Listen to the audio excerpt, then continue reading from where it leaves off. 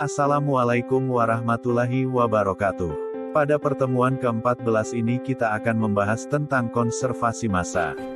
Apabila zat cair tak mampu mampat atau disebut uncompressible mengalir secara kontinu melalui pipa atau saluran, dengan tampang aliran tetap ataupun tidak tetap, maka volume zat cair yang lewat tiap satuan waktu adalah sama di semua tampang. Keadaan ini disebut dengan persamaan kontinuitas aliran zat cair. Perhatikan tabung aliran seperti yang ditunjukkan pada gambar 1, untuk aliran satu dimensi dan steady atau mantap, kecepatan rata-rata dan tampang lintang pada titik 1 dan 2 adalah V1, dA1, dan V2, dA2. Volume zat cair yang masuk melalui tampang 1 tiap satuan waktu adalah V1, dA1, dan volume zat cair yang keluar dari tampang 2 tiap satuan waktu adalah V2, dA2. Karena tidak ada zat cair yang hilang di dalam tabung aliran, maka V1, dA1 sama dengan V2, dA2. Untuk seluruh luasan pipa, maka persamaannya adalah V1 kali A1 sama dengan V2 kali A2, atau I sama dengan A kali V sama dengan tetap atau konstan, di mana A sama dengan luas penampang, dengan satuan meter persegi. V sama dengan kecepatan aliran, dengan satuan meter per detik. Persamaan 3 dikenal dengan persamaan kontinuitas untuk zat cair tak mampu mampat. Pada pipa bercabang seperti yang ditunjukkan pada gambar 2, maka debit aliran yang menuju titik cabang harus sama dengan debit aliran yang meninggalkan titik tersebut. Berdasarkan gambar 2, maka berlaku, Q1 sama dengan Q2 ditambah Q3. Atau, A1 kali V1 sama dengan A2 kali V2 ditambah A3 kali V3. Biasanya, debit aliran menuju titik cabang diberi tanda positif dan yang meninggalkan diberi tanda negatif, sehingga jumlah aliran pada percabangan adalah 0, atau sigma Q sama dengan 0. Perhatikan dua contoh soal berikut ini. Contoh soal 1. Diketahui air mengalir pada suatu pipa dengan diameter 50 cm dan pipa berubah beraturan, sehingga pada ujung yang lain diameternya 100 cm. Lihat gambar 3. Berapakah kecepatan di ujung 2 atau V2?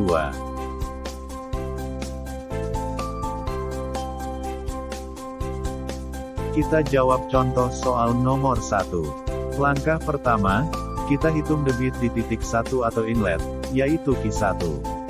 Diameter pipa di sisi inlet, kita ubah terlebih dahulu cm ke meter. D1 sama dengan 50 cm, sama dengan 0,5 meter.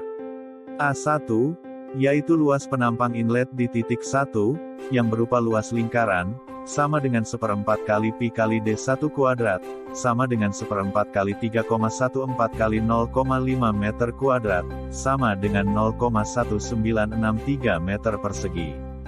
Dari gambar 3 dapat diketahui V1 sama dengan 1 meter per detik, maka Q1 sama dengan A1 kali V1, sama dengan 0,1963 meter persegi kali 1 meter per detik, sama dengan 0,1963 meter kubik per detik.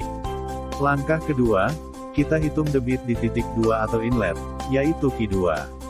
Sama seperti langkah pertama, diameter pipa di sisi outlet, kita ubah terlebih dahulu cm ke meter.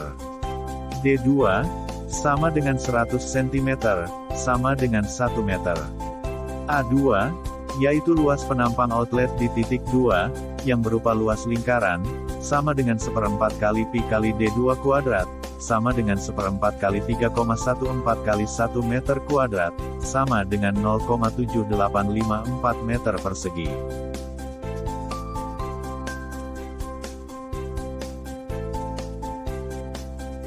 Selanjutnya, untuk menghitung kecepatan aliran di titik 2, yaitu V2, kita gunakan persamaan kontinuitas berikut ini.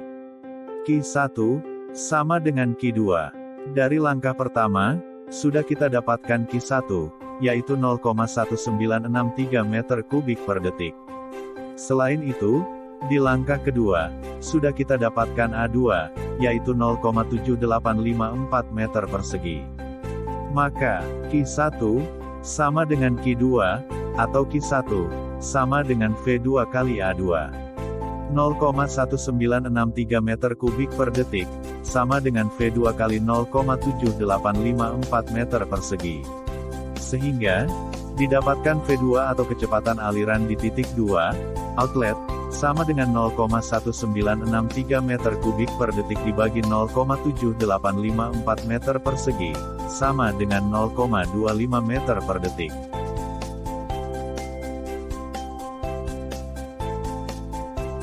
Selanjutnya, contoh soal 2.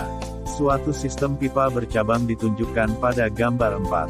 Hitung Q1, V1, Q2, D3, dan V4.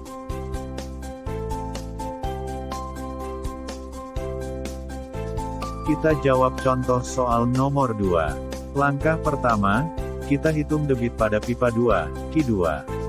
Q2, sama dengan A2 kali V2, sama dengan 1/4, kali Pi, kali D1 kuadrat, kali 0,75 meter persegi, kali V2, sama dengan 1/4, kali 3,14, kali 0,75 meter persegi, kali 2 meter per detik, sama dengan 0,008836 meter kubik per detik, atau dalam liter, kita bagi dengan 1000, menjadi 8,88336 liter per detik. Dengan menggunakan persamaan kontinuitas, maka didapat Q1, sama dengan Q2, sama dengan 8,88336 liter per detik.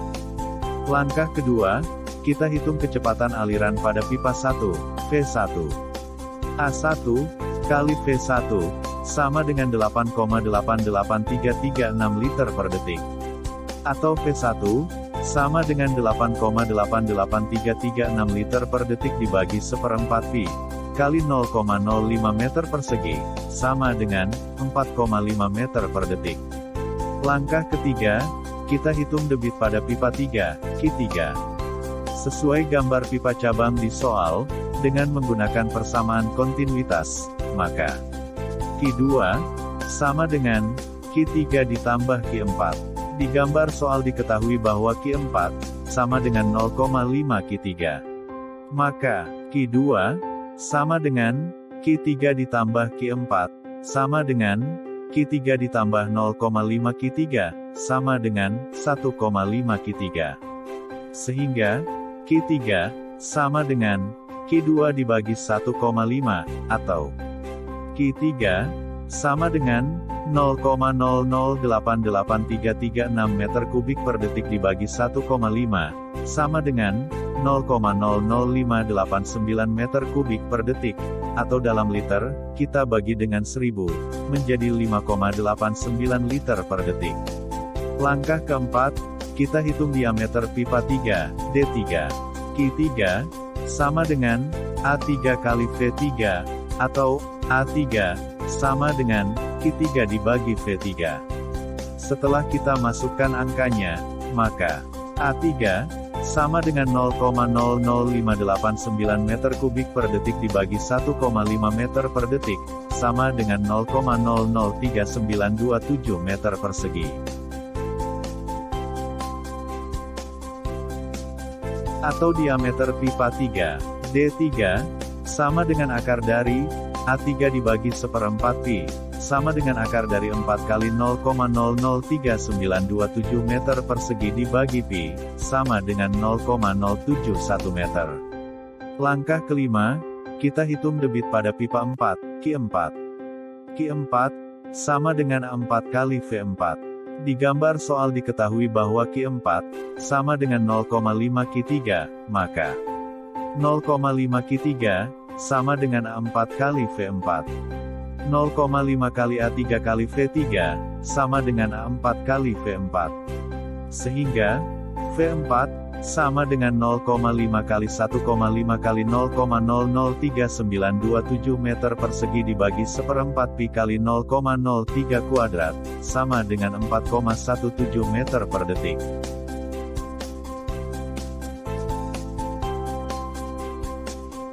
Sekian untuk pertemuan kali ini. Selanjutnya silahkan kerjakan 2 soal latihan pada slide 11 dan 12 secara mandiri di rumah.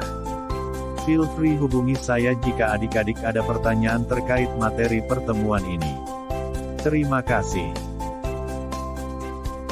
Materi ini, dalam format PDF, dapat diunduh di website LMS Politeknik Negeri Sriwijaya, mata kuliah Mekanika Fluida 3 MB.